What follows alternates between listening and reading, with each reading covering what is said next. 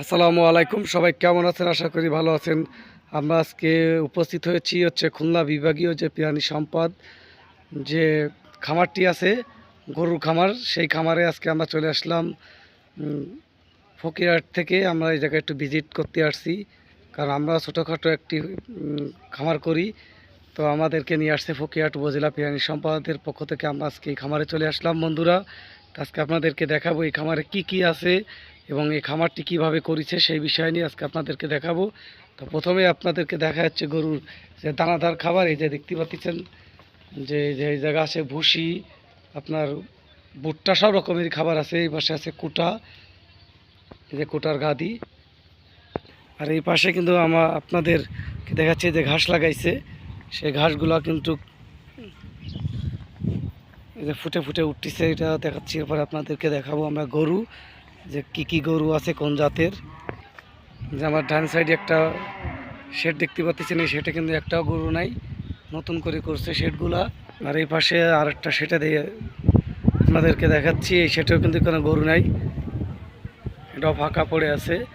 আর এই পাশে হচ্ছে আপনাদের যে গরুগুলো আছে সেগুলো দেখাচ্ছি, সবগুলো ষাঁড়। আর এই গরুগুলো থেকে কিন্তু বীজ বাইর করে। 2 নম্বরটা দেখালাম, 3 নম্বরটা, এই বীজের মান কিন্তু এই জায়গায় লেখা আছে যে ফ্রিজিয়ান এটা। তারপর একটাই যে দেখেন, এই গরুগুলার কিন্তু বীজই আমাদের অঞ্চলে নিয়ে যে আমাদের গাভীগুলারে দেই। এগুলো হচ্ছে সব ষাঁড় গরু।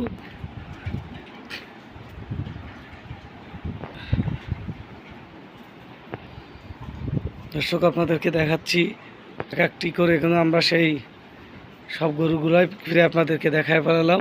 লাস্টের হচ্ছে এটা, মোট 10টি গরু আছে এই খামারে, এই খুলনা বিভাগীয় প্রাণী সম্পদে। আর একটা এখনও কোনো গরু নাই। যে গরুগুলো আছে সবগুলো থেকে বীজ উৎপাদন করে।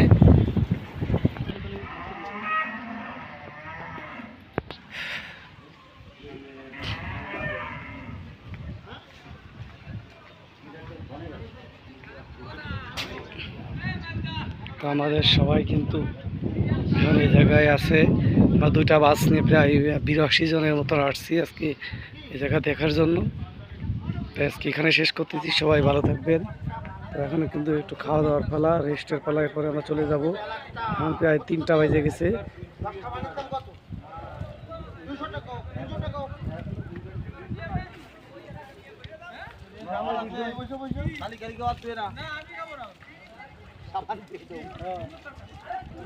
সবাইকে ধন্যবাদ জানিয়ে এখানে শেষ করলাম। আল্লাহ।